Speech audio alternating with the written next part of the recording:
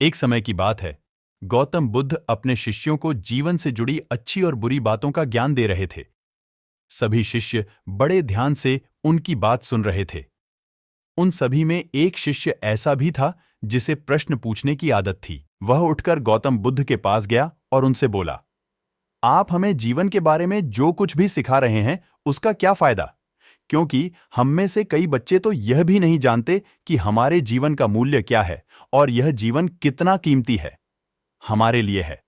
पहले कृपया हमें बताएं कि इस जीवन का मूल्य क्या है। बुद्ध ने अपने शिष्य की बात सुनकर अपने कमरे में जाकर पत्थर का एक चमकता हुआ टुकड़ा ले आया। मैं तुम्हें इस जीवन का मूल्य तब बताऊंगा जब तुम्हें इस पत्थर का सही मूल्य पता चलेगा, उन्होंने कहा और टुकड़ा अपने शिष्य को दे दिया।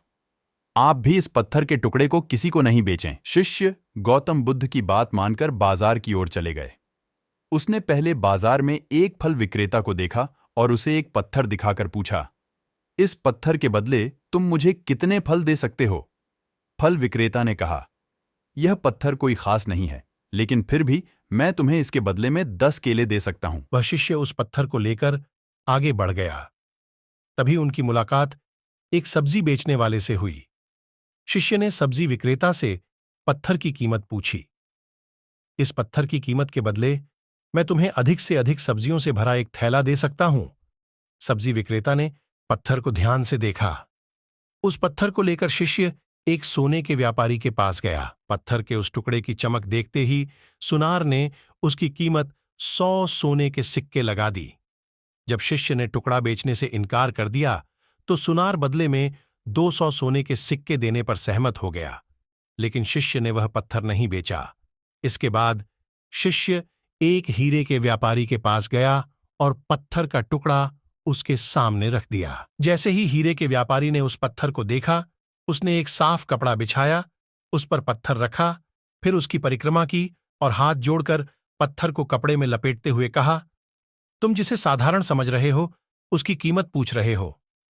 पत्थर, दरअसल यह एक बहुमूल्य माणिक है। ऐसा माणिक हर किसी को नहीं मिलता।